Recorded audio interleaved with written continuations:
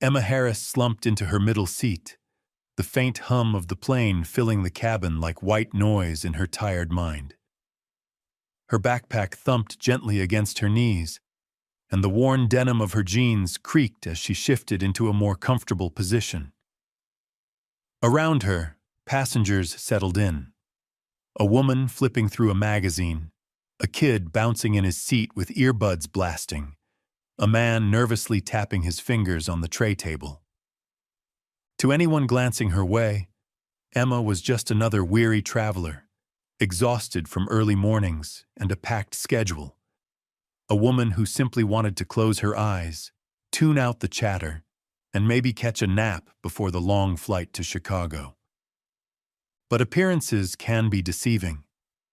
Beneath the calm exterior, Emma's body still remembered the hours of high-altitude flights, the deafening roar of jet engines, the precise control of an aircraft in moments when a single miscalculation could cost lives. Thousands of hours of military training, operations no civilian could imagine, had left her with instincts honed sharper than a surgeon's scalpel. She took a slow breath, letting the tension in her shoulders ease, and allowed her mind to drift for a few brief moments. Outside, the plane taxied down the runway, then lifted into the bright morning sky. Everything seemed normal, routine, safe.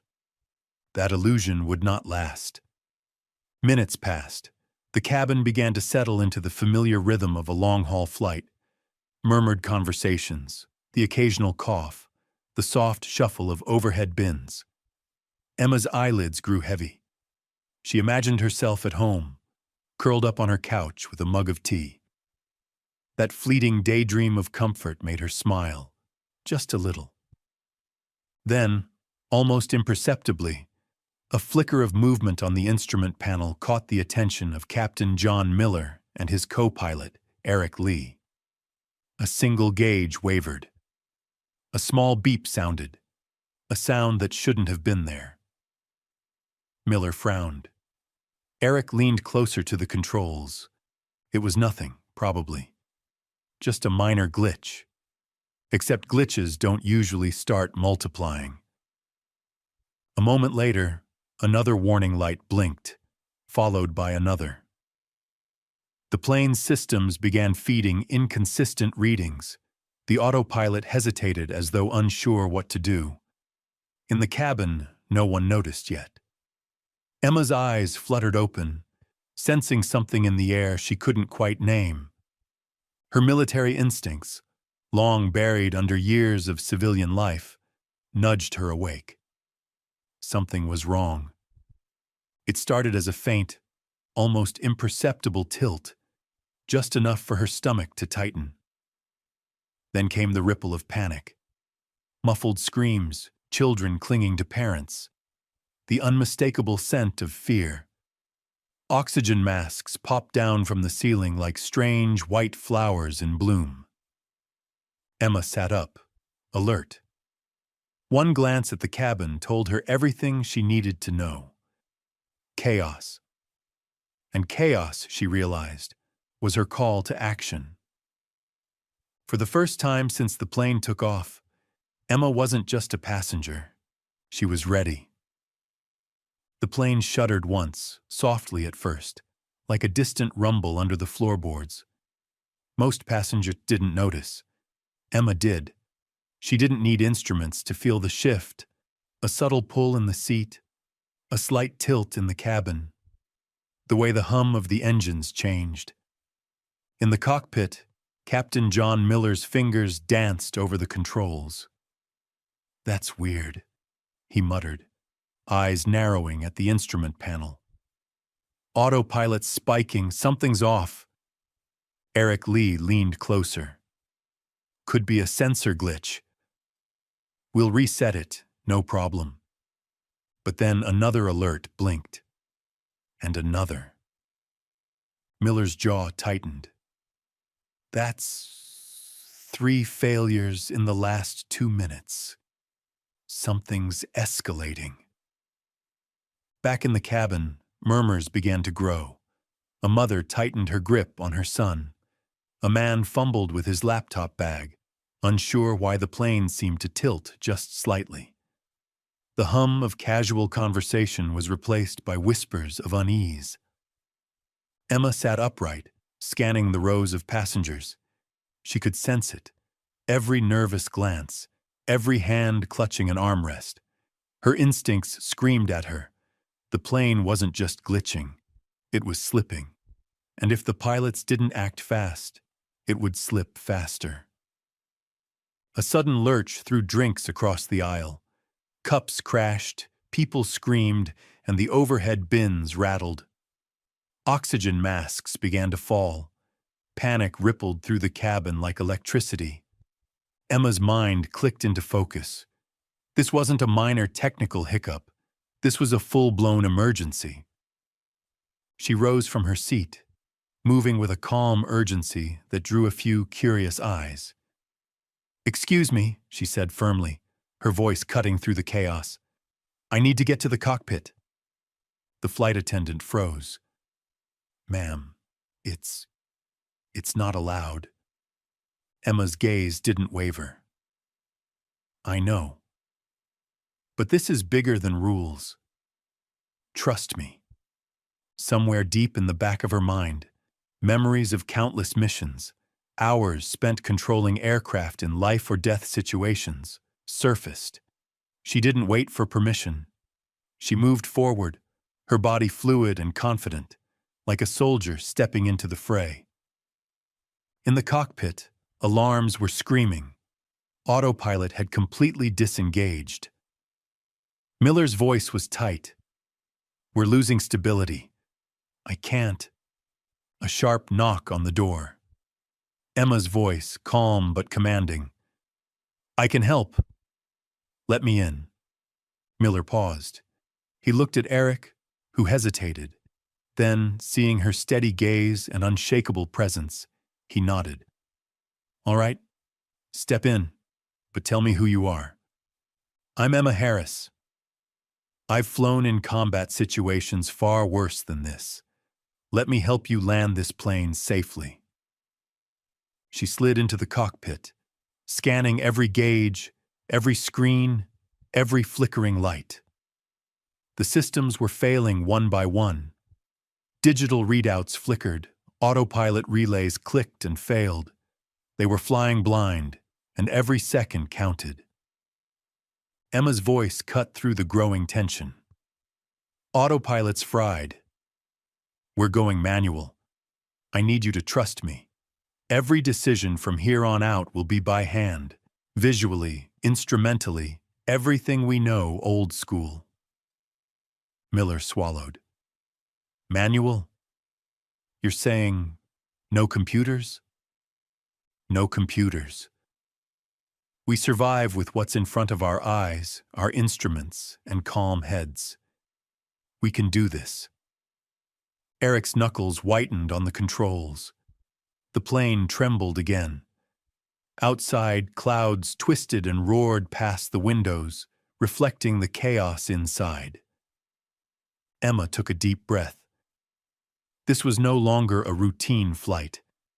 Every passenger, every crew member, every life on board depended on her next move. And she didn't plan to fail. The cockpit door clicked shut behind Emma, sealing her in with Captain Miller and Eric Lee. The alarms blared like a chorus of warning bells, each one a reminder that the plane was no longer behaving like an obedient machine. Outside, the sky churned with clouds, turning the morning sun into a dim, gray haze. Miller's eyes searched hers. "All right, Miss Harris. Show me what you got." Emma didn't flinch. "First thing," she said, her tone calm, authoritative, "we're disconnecting everything digital that's failing. Autopilot, navigation computers, even secondary sensors. We're going completely manual." Eric hesitated, fingers hovering over the switches. "Are you sure? This isn't a fighter jet. This is a commercial airliner." I'm sure, Emma replied. Her voice left no room for argument. She moved swiftly, flipping switches and confirming the shutdown of corrupted systems. The cockpit suddenly felt quieter, as if the plane itself had paused, sensing a shift in control. Okay, she said, turning to Miller. I'll guide us visually, using basic instruments and sight. You fly with me. I'll call out maneuvers. The plane lurched violently, throwing Eric against his seat. She's calm, he muttered under his breath, almost in disbelief. Emma's eyes never left the instruments or the horizon. Every muscle in her body was primed for instant reaction. Her military training kicked in like clockwork. Rapid assessment, decisive action, split-second calculations. She called out commands, and Miller followed, his trust growing with every second. 20 degrees left, she instructed. Bank gently. Watch your altitude. Keep it steady. The plane responded sluggishly but obediently, as if it recognized authority. Emma's gaze flicked to the cabin through the cockpit windows. Panic still gripped the passengers. She didn't have time to comfort them, but she could feel their fear and focus on converting it into controlled movement of the aircraft. Pressure's holding, but barely, Eric reported. Fuel's dropping faster than normal. We might not make it if we dawdle. Emma's jaw tightened. We won't dawdle. We keep it steady, precise, smooth. This isn't just flying. It's life or death. Every adjustment counts. Minutes felt like hours. The plane pitched, swayed, and trembled. Yet in the midst of chaos, Emma's voice became the constant. Calm, direct, unshakable. She noticed the small things, the subtle vibration in the left wing, the flicker of altitude on the analog gauge, the faint shift in engine pitch, and adjusted instantly. Miller glanced at her, awe creeping into his eyes. You really know what you're doing. Emma allowed herself a brief nod, but there was no time for ego. I've flown worse. We focus on landing this plane intact. That's all that matters. The cockpit became a synchronized dance. Emma calling out corrections, Miller and Eric responding, the plane obeying in small, careful increments. Outside, the storm clouds thinned for a moment, revealing a patch of Chicago below. A glimmer of hope, but no room for complacency. Emma's mind raced through every possible scenario. Turbulence, system failures, misreadings, human error. Each possibility was met with a solution before it could become a problem. She was no longer a passenger. She was the linchpin, the difference between survival and disaster. Somewhere in the back of her mind, she heard the frightened voices of children, the anxious whispers of parents, the muffled sobs of strangers. They didn't know her name, but their lives rested on her ability to remain calm, focused, and precise. And she would not fail them. The skyline of Chicago emerged through the thinning clouds, a distant mosaic of streets, buildings, and the glimmering waters of Lake Michigan. But there was no time to admire the view. Emma's eyes never left the controls. Every movement, every adjustment mattered. The plane was still alive, but barely. Every system that could fail already had. Altitude dropping faster than expected, Eric warned, his voice tight with tension. We're losing fuel. We may not make the first approach. Emma's jaw set. We make it. One maneuver at a time. Smooth and steady.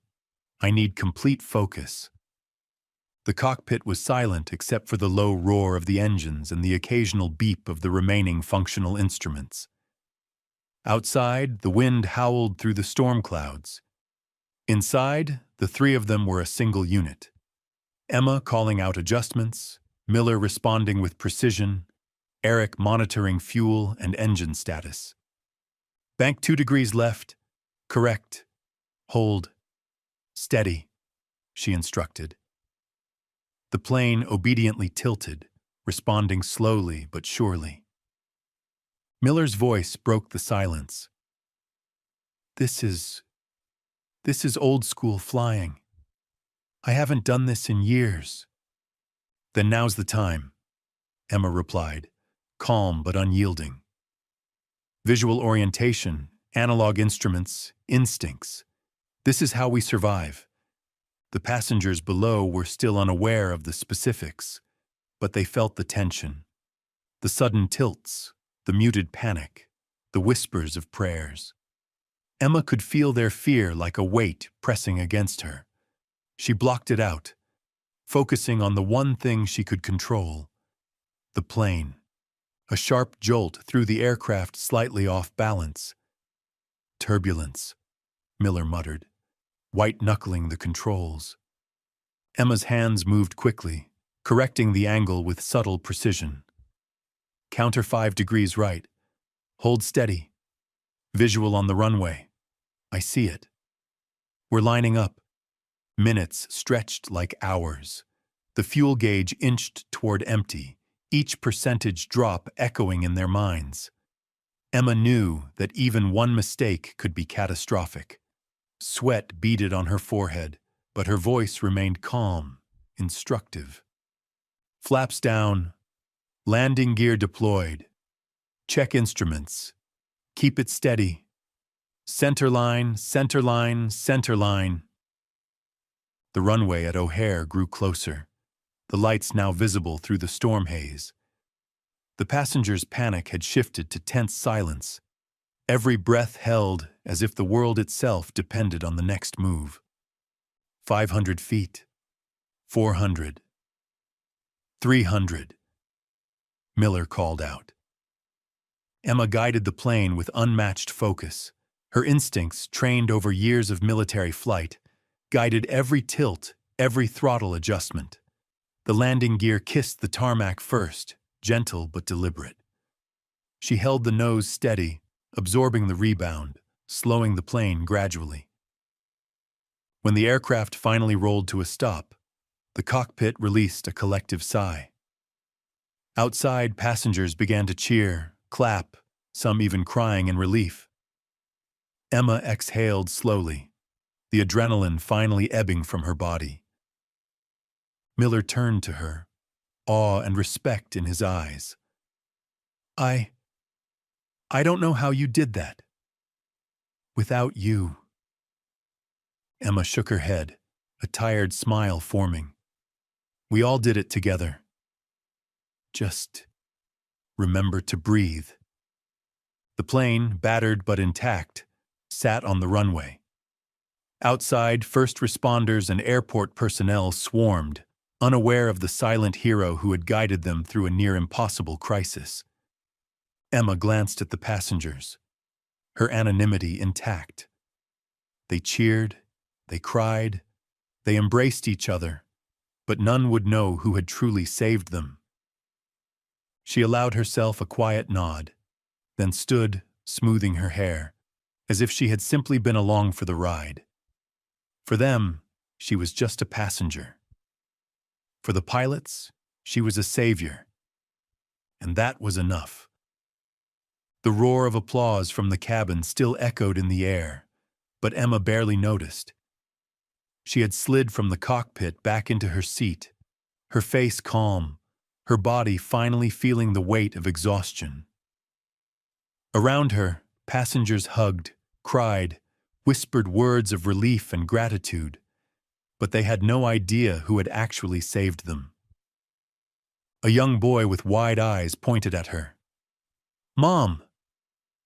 "That lady. She saved us." Emma offered a small, tired smile but said nothing. She didn't need their recognition. Heroes didn't always get applause. Sometimes the greatest victories were the quiet ones, the ones nobody ever saw. In the cockpit, Miller and Eric exchanged glances that spoke volumes. They had witnessed her precision, her calm under pressure, and her sheer skill. Words weren't necessary. The respect between professionals was enough. "You were amazing," Miller said finally, voice low. I don't have words for what you just did." Emma shook her head lightly. "It's not about me. It's about the plane, the passengers, making it through. That's all that matters." Outside the plane, emergency crews swarmed the runway, checking the aircraft, helping passengers disembark, and coordinating logistics. Journalists would later describe the miraculous landing and celebrate the pilot's skill. But nobody would mention the woman in jeans and a backpack who had quietly taken control. As the passengers filed out, many thanked the pilots, shook hands, and embraced one another. Some caught glimpses of Emma in the middle of the cabin, staring out the window, her expression unreadable. She was just another traveler, blending seamlessly into the crowd. Her phone buzzed once, a simple message from a former military colleague. "Saw the news, knew it would be you." A small, private smile tugged at her lips. That was all the recognition she needed. Outside, the wind carried the faint scent of rain and asphalt. Emma hoisted her backpack and walked toward the terminal, her steps steady but quiet. Behind her, a plane that had been teetering on the edge of disaster now sat safely on the ground. Lives had been saved, chaos had been stopped, and yet the world would never know her name. And that was just the way she liked it. Because heroes didn't always need an audience. Sometimes, being the quiet hand that steadied the storm, that was enough. The city of Chicago stretched before her, busy, bustling, indifferent to the hero who had just passed through. Emma disappeared into the crowd, a shadow among millions, leaving behind a story that only a few would ever truly understand. And for her, that was perfect.